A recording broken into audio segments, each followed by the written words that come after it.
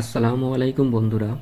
এতদিন আপনাদের পোলট্রি ঘরের ভিডিও দেখিয়েছি, আপনারা অনেকেই দেখেছেন এবং লাইকও করেছেন। আমি খুব খুশি হয়েছি। আজকের ভিডিওটা খুবই দুঃখজনক। গতকাল রাতে প্রাকৃতিক দুর্যোগের কারণে আমাদের এই ঘরে খুব ক্ষতি হয়েছে, তাই এই ভিডিওর মাধ্যমে আপনাদের ক্ষতিটা দেখানোর চেষ্টা করছি।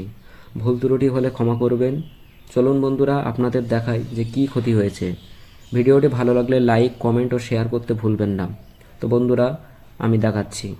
এই যে লম্বু গাছটা আপনারা দেখছেন, গতকাল রাতের ঝড়ে এই গাছটার মাঝখান দিয়ে ভেঙে আমাদের পোলট্রি ঘরের উপরে পড়েছে। আমি আপনাদের উপর থেকে দেখাচ্ছি। এই জায়গা থেকে গাছটা ভেঙে গিয়ে আমাদের পোলট্রি ঘরের উপরে পড়েছে। এই দেখুন বন্ধুরা, পোলট্রি ঘরের উপরে গাছটা পড়ে লিংটনটা অনেকটাই ক্ষতি করেছে, অ্যালবেস্টারও অনেক ভেঙে গিয়েছে। আমি আপনাদের বাইরে থেকে দেখাচ্ছি, এরপরে আপনাদের ভিতর থেকেও দেখাবো, তো সঙ্গে থাকুন।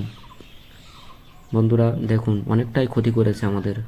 এই দেখুন বন্ধুরা, ভিতর থেকে লিংটনটা বেঁকে গিয়েছে, লিংটনের উপরে ইটের গাঁথনিগুলোও ভেঙে গিয়েছে, অ্যালবেস্টার অনেক ভেঙে গিয়েছে।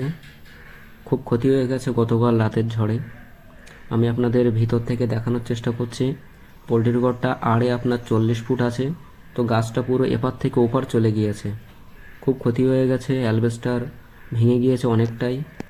অ্যালবেস্টার 8টা থেকে 10টা ভেঙে গিয়েছে, চালটাও অনেকটা ভেঙে গিয়েছে। তো খুব বড় ক্ষতি হয়ে গেছে গতকাল ঝড়ে। তো আপনারা দেখুন, গাছটা এপার থেকে ওপার চলে গিয়েছে। খুবই দুঃখজনক ঘটনা। তাই আপনাদের কাছে বলবো, যারা নতুন পোলট্রি ঘর করছেন বা করার চিন্তাভাবনাও করছেন, ঘরের আশপাশে কোনো রকম গাছপালা রাখবেন না, বিশেষ করে লম্বু গাছ। গাছটা দেখতে শক্ত মনে হলেও যখন ভাঙে তখন অনেক ক্ষতি করে দিয়ে যায়।